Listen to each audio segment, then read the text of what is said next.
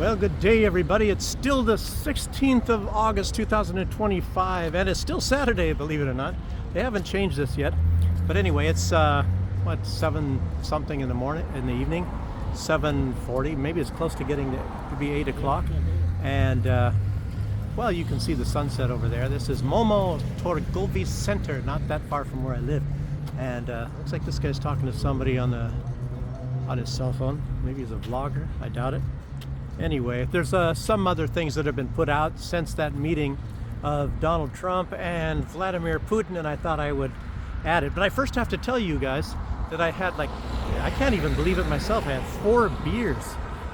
Jeez, I never normally have that. I normally have 1 beer, maybe 2, but you know, I have to keep up with this kind of a reputation somebody sent in at one time. I guess they sent some kind of a, what was I, a middle-aged, which is a very good compliment because I'm not middle-aged, I'm beyond that, but a middle-aged, liberal, alcoholic, something, I don't know. Somebody else later on said I'm a communist, so I guess I'm a communist as well. I don't know. It's incredible. Social media, you know, social media. I guess it's more fun than anything else when you look at it from a certain perspective.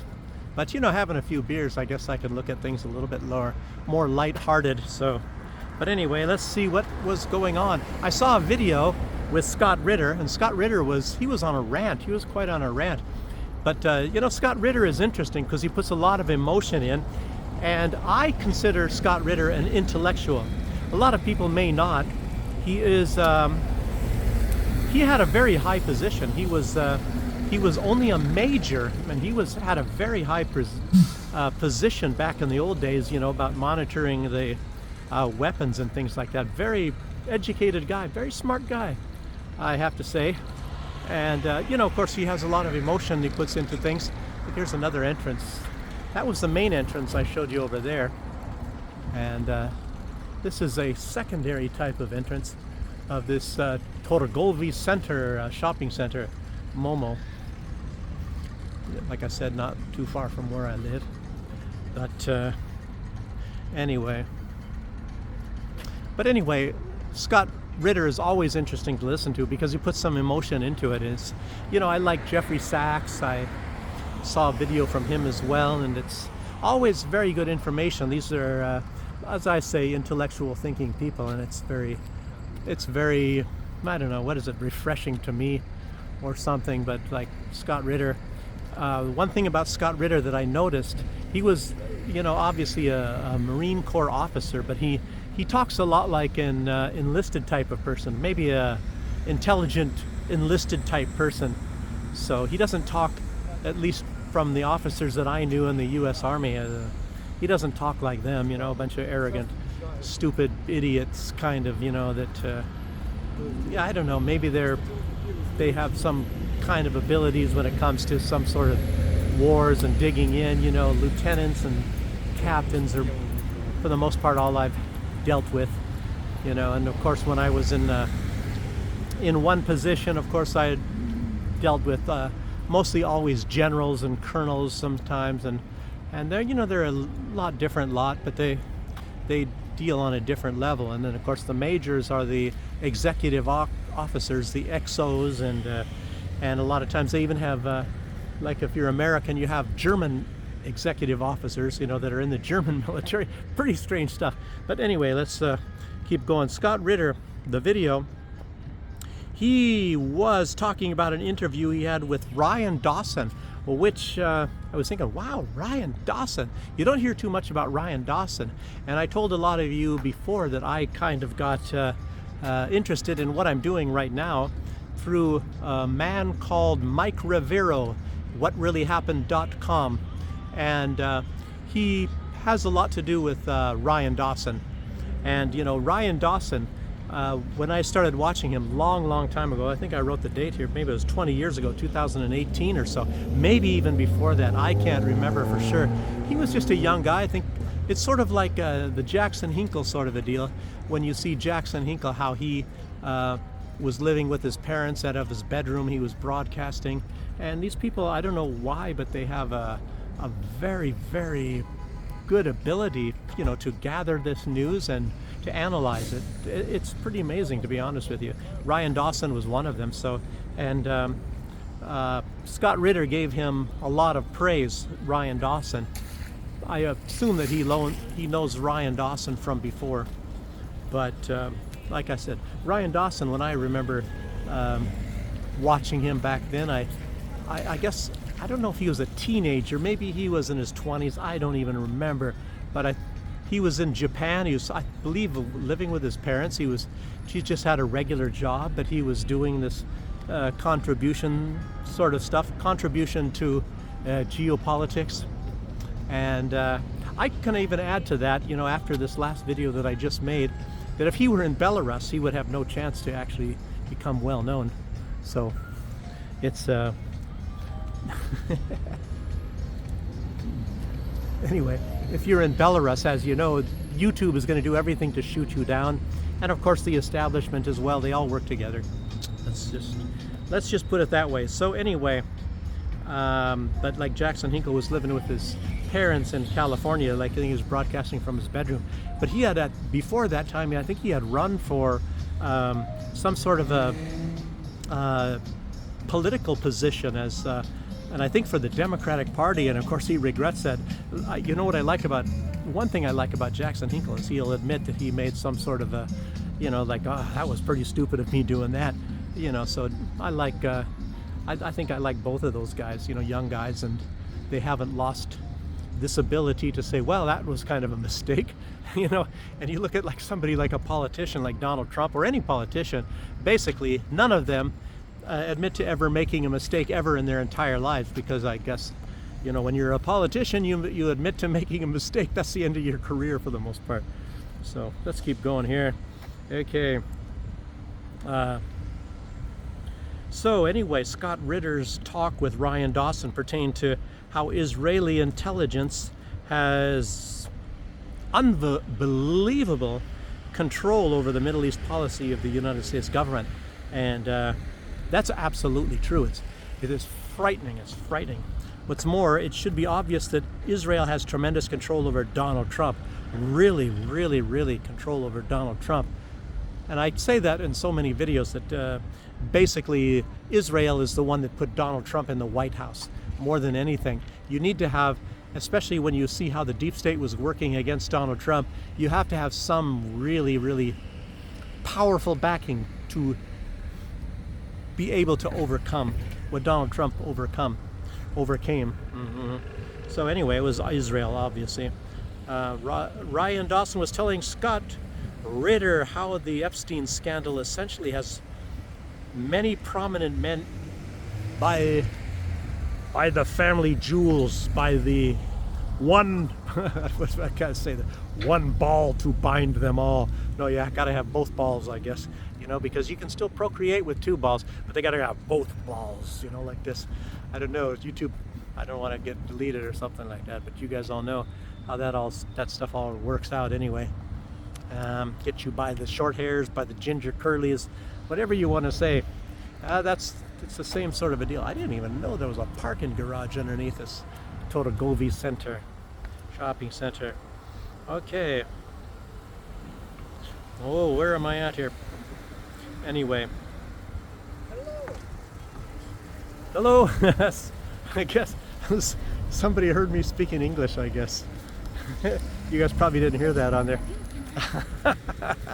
Gosh, it's amazing. It's amazing. Belarus is actually a lot of fun. I'm sorry to tell you guys that, because you're supposed to not know that. You're supposed to think we're all miserable and thinking we're going to get put in front of a firing squad pretty soon. Anyway, so like these ladies here, look at how sad they are. You see how sad those people are? You see how sad they were, those young people?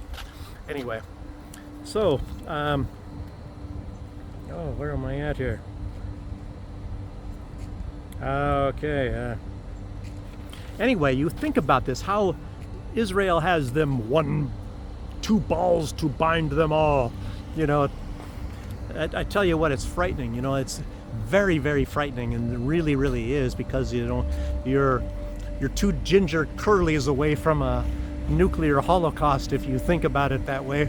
you pull the wrong ginger curlies, ouch, and I tell you what, we all be melting in some sort of a, I don't know, Chernobyl. Wait, Chernobyl is in Ukraine. Zaporozhye, that's where they're trying to bomb anyway. But so with these political celebrities, they can go to the extreme lengths to probably try to hide, their sexual affairs. And Ryan Dawson was telling Scott Ritter how dangerous this is, because this Epstein sort of a deal. And you see that Donald Trump is somehow he's like completely turned 180 degrees on a lot of things. And I don't really know what goods they have on Donald Trump, but Donald Trump, maybe there's a lot of good that Donald Trump is trying to do. There's some things, like, unfortunately, very, very sadly, Donald Trump, I don't know, Israel's got him by the ginger curlies, and Israel has full control over how many people they massacre. They continually massacre all the people in Gaza. Israel has carte blanche. They can do anything they want to do, because like I said, I don't know what the Epstein sort of a thing has power over Donald Trump, but obviously there's something there. I don't want to show you something over this way here, because I don't know. I tell you what, in my opinion, it's something that I don't think the government would want you to see. I would think. I don't really know, and I don't even want to say why, so I won't show it to you. But anyway, let's keep going. Apparently, Zelensky will meet Trump on Monday. Obviously, bam, let's rush right over there. And Donald Trump, it makes you really wonder. Zelensky, he thinks he's got this ability where he is going to not only enact some damage control, because they didn't want Donald Trump to meet Putin in any way, shape, or form, because they don't want to take any sort of a chance that there will be any kind of reconciliation, or that like Zelensky is aligned, of course, with the mainstream media in the United States, obviously, and you'll find out if you know what happened in this meeting, or which is very, very little, but of course Fox News and CNN are trying to paint it as Putin has a fabulous victory over Donald Trump, and Donald Trump, I don't know, it's a bunch of bull crap, fake news. It's just really, really terrible. All it was is a freaking preliminary meeting, with a lot of the big guys in the Russian diplomatic corps, and a lot of the big guys in the American diplomatic corps, and they are looking at some sort of trying to find some sort of a ground. It's only part of the reason was for this Ukraine, and the other parts are different cooperation. And of course, it's just a continuation of the meetings that they had in Istanbul and other places, and to try to regulate. I mean, what do you want? I mean, you have Joe Biden. And not just Joe Biden. Joe Biden is nothing but a tool, but you have a lot of these powers, and a lot of these powers, obviously, as you all know that watch this show, are the military-industrial complex, and they want wars. They want wars, and they don't even seem to realize that they're risking nuclear war, and their whole enterprise is gone if they're going to do that. But they don't really care. They got their bunkers and all that. I don't really know. Bunch of real friggin' stupid idiots. But anyway, they're going to bet the farm, I guess, and I think you got to have some rational heads, and we fortunately have maybe that Donald Trump, maybe that he's got some sort of an inkling that he doesn't really want a nuclear war. Obviously, Vladimir Putin and Alexander Lukashenko, they don't want this sort of stuff. See, they want to do business. These people, they want to do business. There's going to be animosity, sure. But they want to tone it down a lot more, because they don't want to start a nuclear war. And these people that make the weapons, the military-industrial complex, of the United States and the West in general, they don't really give a crap. I don't know, they got their bunkers, I guess. They think they're going to be safe. Really, really stupid idiots. So anyhow, let's keep going here. So Zelensky is going there for damage control, and Trump is probably going to be on a different wavelength there. And then you're going to have CNN and Fox. Everything is going to be bombarding Trump. Bam, bam, bam, bam. You know, you're weak. You know, Putin's manipulating you. Putin won. Bam, bam, bam. I don't know. Let's see what Donald Trump is going to do. We'll see. If he's going to fall for that kind of crap, you know, I have no idea. And then you got Marco Rubio and a lot of these people, John Bolton, all of them are coming out. Let's see. Anyway, the American people, you know, they're trying to convince them that Putin wins. Putin wins. And it's just a big, like I said, a dog and pony show. Maximum manipulation. You know, all this manipulation in the West, it's really, really sickening. You know, Donald Trump is a manipulator, sure. Maybe, and sometimes it's going to be for positive reasons. Sometimes, you know, it's to make Donald Trump look good. But then you got the press. Oh, I tell you what a mess. What a friggin' mess in the West. You know, mostly the United States. And they're trying to basically say that diplomacy is a sign of weakness. So if you're, you know, by trying to deal with things diplomatically, you're weak. You know, you got to demand, you got to push, you got to say, this is it. That's what's actually in truth, as you guys know that watch this channel, you know, that is the problem. That's why we're in a very terrible situation right now. It's probably worse than during the Cold War. Jeffrey Sachs will, of course, tell you the same thing. America must demand. We demand one ring to control them all. So, and you know, Bolton, of course, I said he came out, he was angry. But you know, when Bolton is angry, that's a good sign. You know, that means, you know, hey, something must be going pretty good if John Bolton is angry. You know, the Mr. War, he's one of the big warmongers, or Lindsey Graham. Lindsey Graham, I don't know, Lindsey Graham he's talking about peace, but Lindsey Graham, you don't know what the game he's playing. And Macron, he called Trump or talked with Trump immediately after the Alaska summit. And according to Macron's social media, he told Trump that it is essential. It's essential that we keep the war going, that we keep backing Ukraine, keep sending them the weapons, you know, keep pressuring Russia, keep the war going. That's what it all amounts to. I tell you, this is really idiocracy. You know, like that movie, Idiocracy. Another movie you ought to watch. I hope you watch The Beekeeper like I told you to yesterday. Okay. Anyway, send more.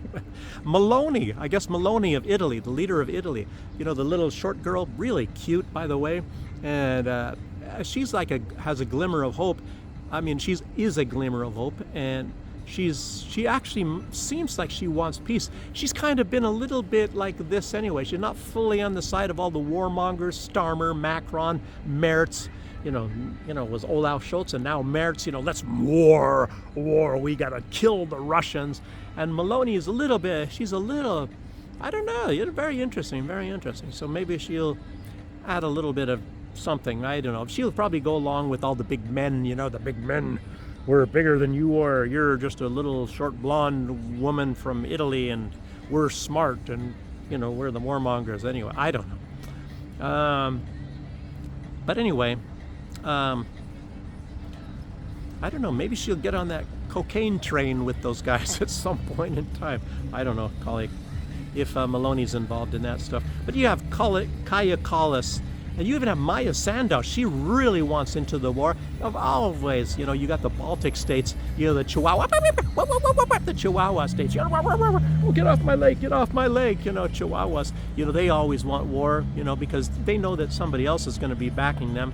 And they just play some little role, and then they take off running, you know, like a Chihuahua does. You know, but anyway, then you got Ursula von der Leyen, the great empress of the world, the Wicked Witch of the East or West or whatever that is. Well, she's the Wicked Witch anyway, the Wicked Witch of the world, of the empire. And then, and all these people want to do, like Kaya Kallas said, is to kill Russians. They've already said that. And Zelensky said what keeps him going is his hatred of the Russians. You know, and this is the Hate Russia Club. I've already said that many times. You got the Hate Russia Club. These people really, I don't know, they got some kind of a really sick thing up there. But anyway, and that means, of course, Belarusians too. And when you look at the West, you know, you look at some of these people, you know, hey, I'll tell you what, at a certain period of time, that's going to mean the Ukrainians as well. Of course, they are ecstatic in watching the Ukrainians die as well. You know, the Russians and the Ukrainians. Ah, ha, ha. Oh, we are loving this very much. Watch the Slavic peoples kill themselves. As a matter of fact, Robert Fico from Slovakia, he has said that. It's the whole idea is to kill the Slavs. You know, and that was actually the idea. Like I said, I was a history major, and that was a very prominent part. I was a very, very shocking part in my studies when I was reading about, you know, the establishment of the Holy Roman Empire. And the whole thing at that time was to keep the Slavs out of Europe, and they had some sort of a desire back then to kill Slavic people. I was sitting there wondering, and when I read that, I tell you what, why did I remember this? I learned this in the 1980s, and I remember that to this very day. And I'm thinking, what is that all about, you know, to kill? I mean, it's just as much, I mean, it may as well be the Israelis wanting to kill the Palestinians. I mean, it's the same sort of a deal. Wait a minute. Weird, isn't it? What is that? That's called genocide. Anyway, jeez, what a crazy friggin' world we're living in. But anyway, World War II, it's the same sort of a thing. And it makes you wonder, who will win? The forces that want peace or the warmongers? You know, the Democrats, the EU, the Soros people, and the media, the corporate media. What a crew of a bunch of really evil, bloodthirsty, I don't know. What do you call these people? Anyway, you know, but all of them are complicit in that. Donald Trump, he may be complicit, I'll tell you what, in Gaza, which is already a very bad stain on Donald Trump. You know, Donald Trump, he apparently, I don't know, apparently because they got him by the short, you know, the ginger curlies, and by this, they're pulling on his family jewels, as you might say. And, you know, we're going to say what to you, a little girl sitting on your lap with 12 years old or 13 years old. I tell you what, Donald Trump, he's got to figure out something, you know, and maybe, I don't know. If he really does want to be what he thinks he wants to be, and he really wants to save the world, I hope that he can bite the bullet and he can just overlook all this stuff, make some little confessions and say, hey, I admit to this and I don't give a crap, I'm going to save the world. I'm just hoping that Donald Trump can do that. And, you know, you have some great leaders. Maybe, as a matter of fact, I'm sure they will back him. It'll be Xi from China, it'll be Lukashenko from Belarus, and it will be Putin from Russia. They will back him. And who knows what the U.S. Congress will do, and all of these evil people that are out for money and out for power. Who knows? They'll try to ruin him. I don't know. That's just a outside sort of a wish of mine. So it's probably getting quite late. It's, I don't know, maybe it's around 8 o'clock or something like that in the evening. I'm going to try to upload this video, get it out to you guys. Who knows what YouTube is going to do. It's too bad we got all these forces working against anybody that wants peace, tranquility, you know, and justice in the world. But anyway, I thank everybody for joining me. This is an evening video. I've never made one like this before. And whenever I make the next one, I'll see you then. Thank you for joining me. Bye-bye, everybody.